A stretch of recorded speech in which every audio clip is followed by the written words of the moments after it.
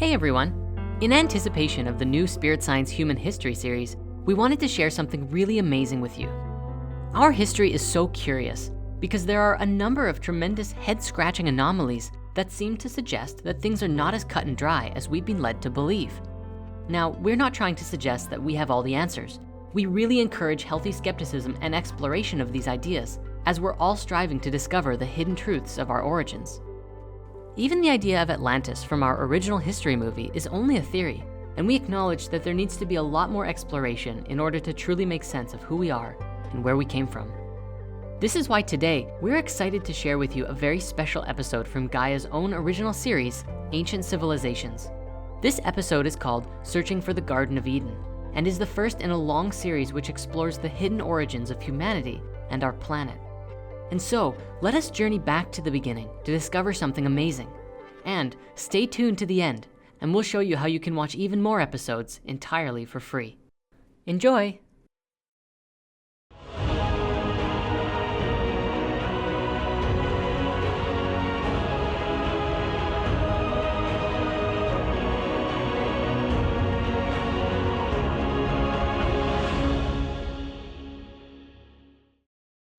We have to know where we come from if we're going to have a clear idea of where we're going. If we have illusions and false ideas about who and what we are and how we got here, then that illusory state is just going to continue into the future. We need to understand the forces that were involved in shaping the modern world.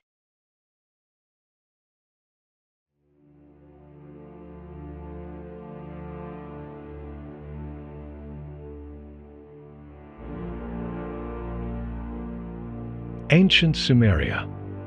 According to mainstream scholars, this is the birthplace of civilization as we know it, the birthplace of religion, the first science, the first war, and the first written word. Now all that is left is a message buried beneath the sand. It's one of Iraq's most famous archaeological sites, rising from the desert near Nasiriyah in the southeast. The Ziggurat of Ur, a massive 4,000-year-old temple pyramid, and the surrounding ruins of an ancient Sumerian city. Archaeologists and scholars have been piecing evidence together for centuries in this area of the world, hoping to prove the biblical stories of the Garden of Eden. Most people think, well, we're interested in the Middle East because of the oil. And there's a lot of truth to that. But at the same time, you're going to find people who are very interested in these different esoteric philosophies, like the Freemasons in government, the Christians in government. All of these people have long had a strong interest and also believe that there may be some kind of power or some sort of connection there, that if you make it, it empowers you in some way. What kind of power could these groups have if they could prove how humanity started? The search for something more powerful than our own current reality isn't a modern concept, but rather an ongoing search for the location of the Garden of Eden, the proverbial beginning. There's been a fixation amongst biblical scholars, early archaeologists, that everything in the Middle East began on the Euphrates and the Tigris, down in what is today Lower Iraq. And that this is where the Garden of Eden was. This was where everything emerged, good and bad, in the sort of Genesis tradition. In 1922, English archaeologist C. Leonard Woolley went to southern Iraq to hopefully find the Garden of Eden, based on early discoveries of Sumerian cuneiforms. However, what he actually uncovered instead was the exact location of the ancient Sumerian city of Ur. Was he getting close? The early archaeologists were trying to prove the Bible, and they were funded by biblical societies. And that's, in other words, they had to come up with the proof, and it ignored a lot of legends and traditions which suggested that these cities were elsewhere. Could Woolley have ignored some important information that was revealed several years before? In 1849, almost 75 years earlier, thousands of Sumerian cuneiforms were found northwest of Ur at the ancient cities of Sippar and Nippur.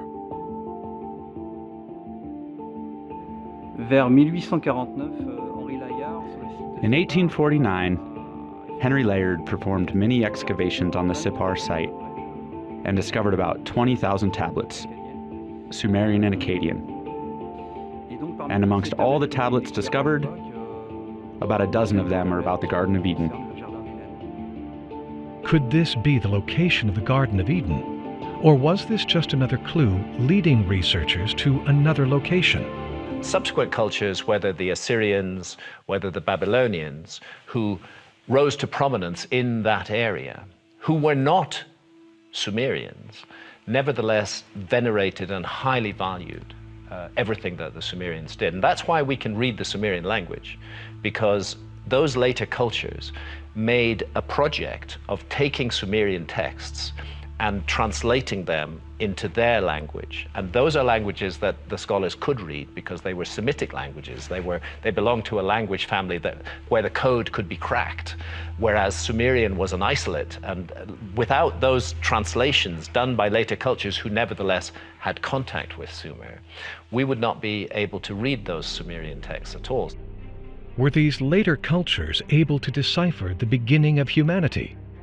Sumero-Akkadian researcher and author of 8 books regarding Sumerian translation, Anton Parks, believes that for hundreds of years, we have been translating these tablets wrong. Gary Zeitlin, qui est scientifique, qui a travaillé. Gary Zeitlin, who is a scientist who worked on the SETI project for many years and collaborated with NASA, he was very interested in the Sumerian translations, and he provided me with these 10 tablets found at Sippar to check symbols one by one. I noticed one translation saying one thing, and the other saying sometimes the complete opposite. The true translations did not comply. I persistently did research on Hebrew, but nothing was coming out of it. And then completely by chance, I came across a Sumero-Akkadian lexicon, and this is when I could finally slowly start to translate the tablets.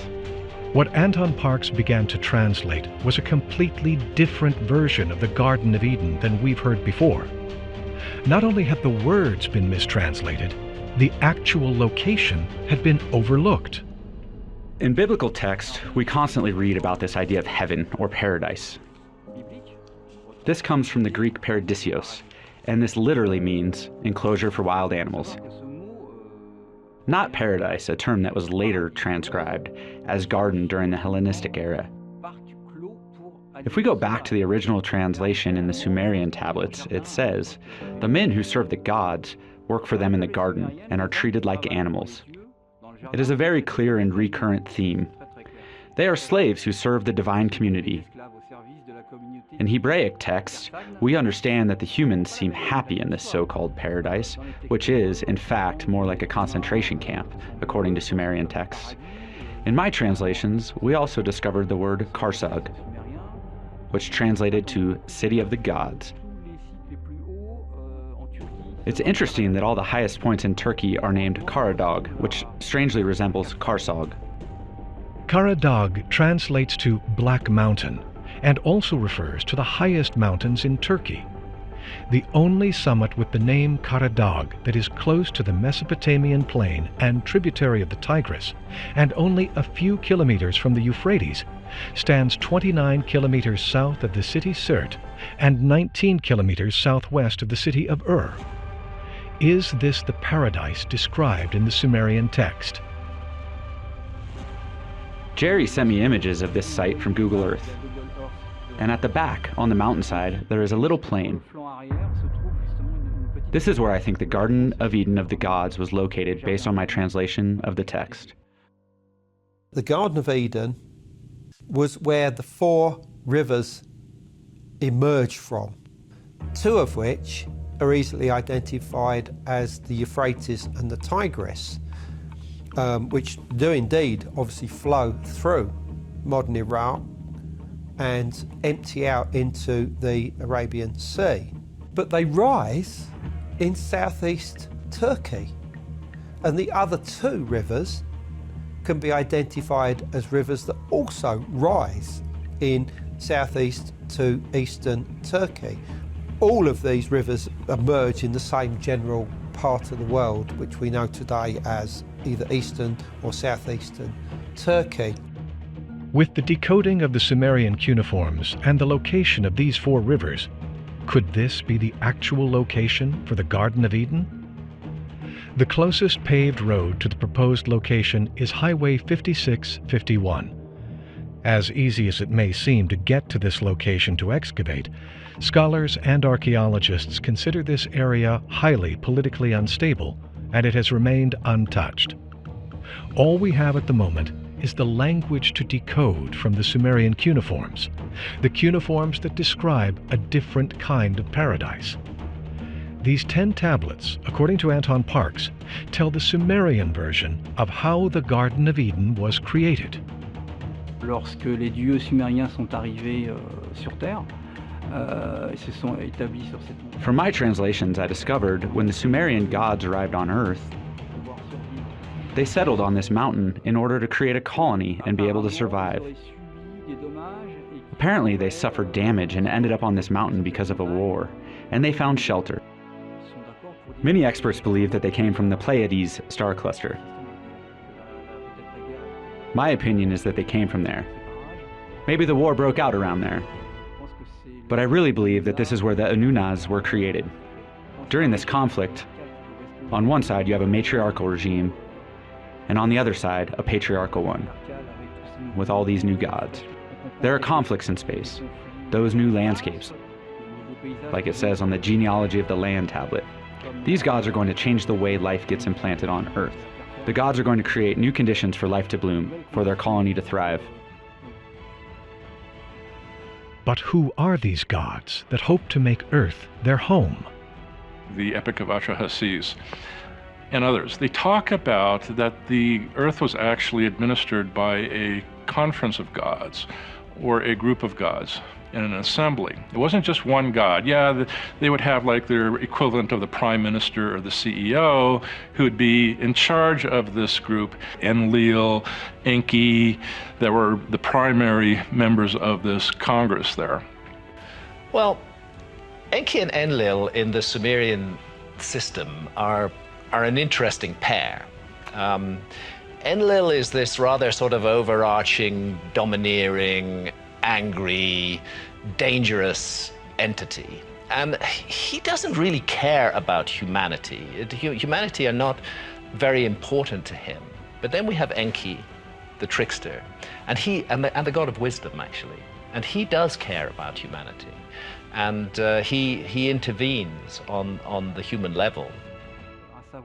They are called gods, but they were humanoid beings of a rather reptilian type.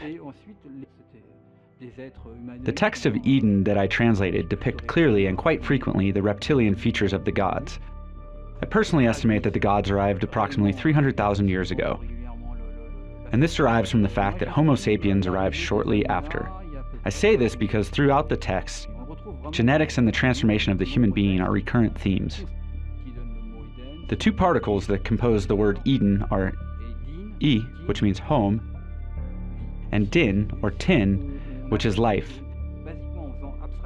But indeed, they are not alone. Humans are already on Earth. Who are these human beings? If the Sumerian gods realized that they were not alone, what might have been their interaction with these kinds of humans?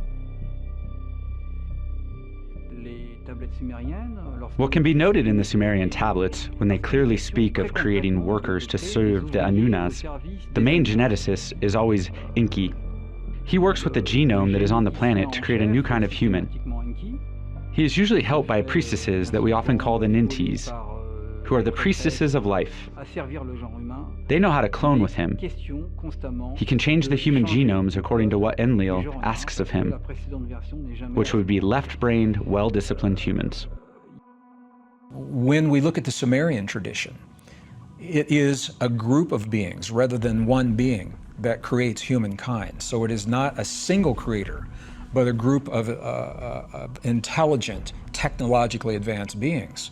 And where the Sumerian creation varies from the Christian traditions, for example, and some of the native traditions, is that in the Sumerian traditions, humankind began with the sacrifice of the life of an advanced being, of a god from Sumeria, so that that god's DNA, or the blood is what the texts say, could be mixed with the elements of the earth to create the first viable human.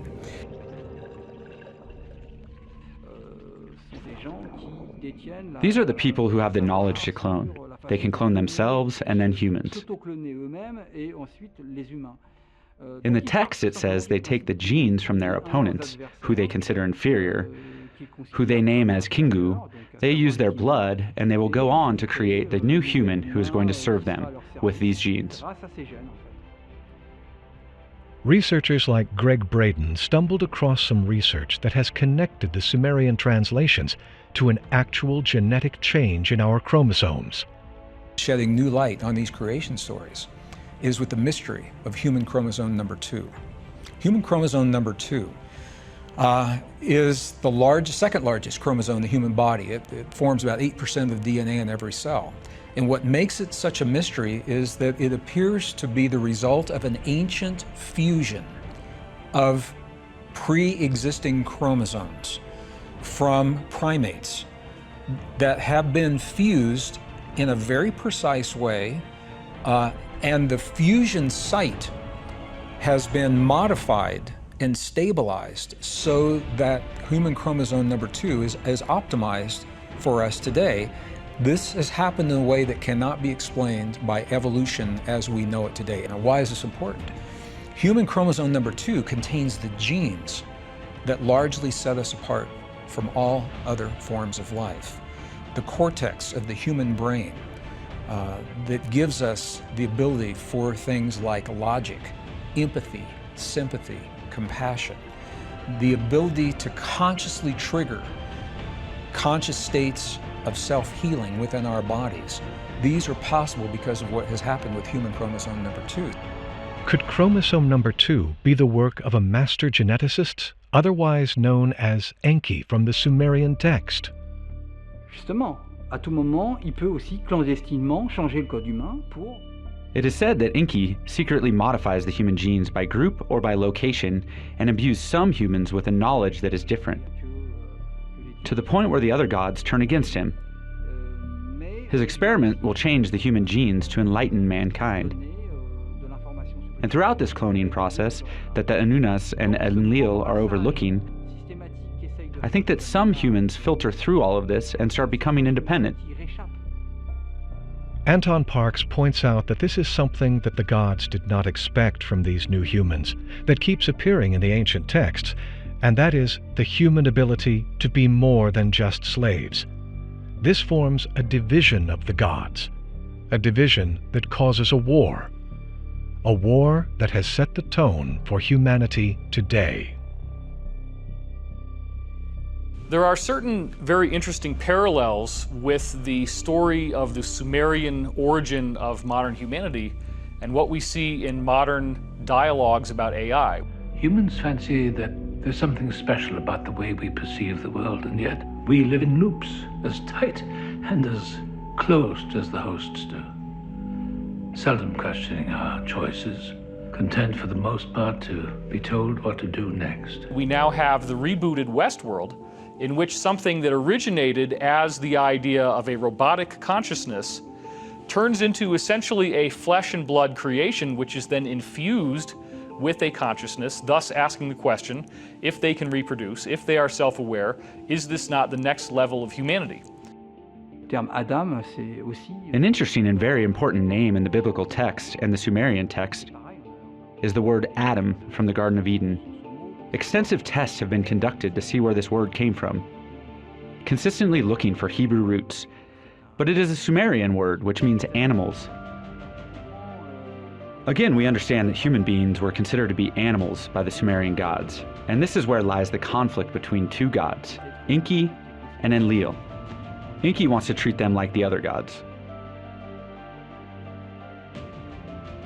these two Sumerian gods have a conflict over the use of humans, and it is to be the root of the biblical story of the serpent in the garden.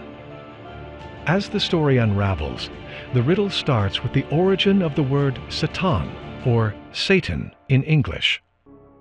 Shatam en sumérien veut dire Satam in l'administrateur. Sumerian means the administrator. For years, everybody has been looking to find where this word came from. C'est un terme sumérien. Books revolve around this issue. It is a Sumerian term. I don't understand how nobody saw it. It is very clear. We find it in ancient lexicons.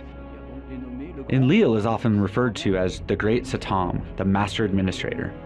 In the Sumerian text, Enlil systematically asked Enki to go negotiate and talk with humans. He is always the one to deal with them.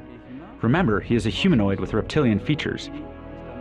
And in Sumerian Tablets, he is always, or very often, called the serpent, just like in the Bible.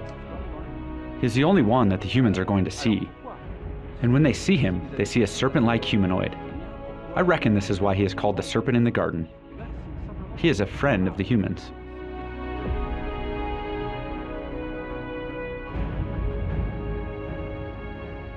In the biblical text, the serpent tempts Eve with an apple from the forbidden tree of knowledge. Yahweh, or God, from the Bible, forbids the humans in the garden to partake from this tree. According to Parks, the Sumerian version of this story translates Yahweh, or the biblical God, into the great Satam, which according to Sumerian text is Enlil, and the serpent in the garden as Enki, who has become a friend of the humans. Alors c'est intéressant de se poser la question. It is interesting to wonder why the serpent in Sumerian text, just like in the Bible, comes to the woman. I think there are two reasons. The first one is that I think the woman was more accessible and available when she was in the garden. Therefore, he was more often around women who were collecting food for the colony. The second reason is that I think women are the future of mankind. They raise their children, they transmit their knowledge to their children. Enki is going to tell the women the secret of tool making. This is expressed as niche in Sumerian, which means tree. This means for the first time mankind could have two sides of the tool. The side is fundamentally good so that they can take care of themselves, and the tool that is fundamentally bad, which they could use to defend themselves. One could wonder why Enki insists on getting this particular secret through to the humans. Well, he has the desire to set them free. If indeed the knowledge that Enki portrays to the humans is a tool, is this an actual ancient weapon that some believe certain organizations are looking for? Or is this Enki teaching the humans about the infinite abilities they possess through their DNA? Il apparaît un épisode absolument incroyable. There's a spectacular scene where humans take up arms and go up the mountain of the gods to revolt, and even maybe try to kill all the gods. What happens is an abomination. They put back on track the few survivors. Indeed, from what we can grasp from his personality, Enki was all about peace and wouldn't use tools in order to kill, as he was perfectly aware of what would happen. So this scene of humans rebelling against the gods is quite special. And it cannot be found anywhere in the Bible. Each time I see the first movie of the Planet of the Apes, it makes me think of this story. Let's put this back into context. Replace the apes with reptilian gods, and you have the exact same story. It is the exact same story. It stayed somewhere in our brain, and this is why we can find similar elements in movies. We can find similarities as well in human behavior. Could this situation be the biblical fall of man? Some scholars, like Graham Hancock, believe that free will to decide was the real purpose of Enki's intervention. We are here at this plane, at this level of existence, to learn the lessons of duality, to make choices between good and evil. And it's very clear in the ancient Egyptian system that those choices were important and that they would define us ultimately and set out the route map for our immortal destiny in a way. I would say that in Enki and Enlil we are looking at a dualistic pair. And what's interesting about that dualism is its intense focus on the future of humanity, on what happens to us. That matters to Enki. It doesn't matter to Enlil. The Sumerian problem is that we don't know where the Sumerians came from or who they were, their language. I mean, we have endless Sumerian artifacts and endless Sumerian tablets, but their language is actually not related structurally to any other known language family. It's completely isolated and unique. But could the Sumerian problem have been a way for Yahweh to install his own rules so the humans would not revolt again? Is this why we don't find any of these translations anywhere else, and why we have the establishment and religious beliefs surrounding our existence today? Finalement, la Genèse, c'est pas si clair que ça, qu'elle aurait été rédigée. The book of Genesis was really written between 200 and 300 BC. It is important to know that the Bible, where we find the most complete book of Genesis, is dated from 400 AC, which brings us to this idea, that when scholars are compiling the book of Genesis, they must have made a choice. A deliberate choice to keep or take out some elements in order to make the Bible as we know it today. Is it possible that modern-day religion and government structure have been mistranslating our human past to keep us under the control of Enlil or Yahweh? Experts like Billy Carson still believe that the knowledge from these gods were able to further our human imprint on this planet. When you look into the ancient Sumerian tablets, they talk about these gods that came here to Earth and basically rose them to a high level of civilization and taught them everything that they know. Now, these gods didn't do the labor themselves, but they imparted this wisdom and information onto the humans that actually did the labor. Could these gods have created us in their likeness? Was the Garden of Eden the beginning for not only the gods' reign on earth, but also humans? And could the constant search for the Garden of Eden be a programmed loop we hope to understand? The symbolism is very important in our sense of ourselves collectively and personally. There is something lost. We don't know quite what it is, but the story suggests it's the lost connection with the transcendence. And so we wish we could go back, not only to the Garden of Eden, but in other ways, go back to some earlier time. Nothing is more significant in the received wisdom than the story of the Garden of Eden. Graham Hancock believes that not all is lost when you look to other ancient texts that tell a similar story. What's dynamite in the Gnostic system is that the Gnostics believe that we have been hoodwinked, that entity that we have been taught to call God and worship is no such thing. Up next, we unearth the Nag Hammadi and the Gnostic version of the Garden of Eden.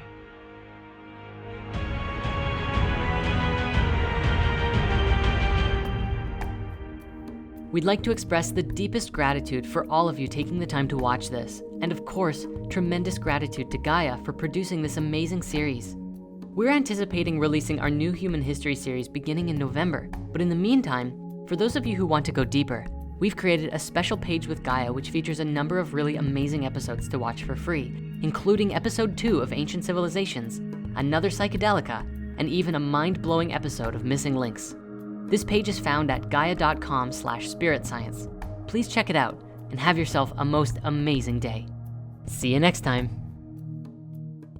Follow your curiosity to Gaia.com and unlock the entire library with a special startup offer. Click the link in the description to get started for only 99 cents.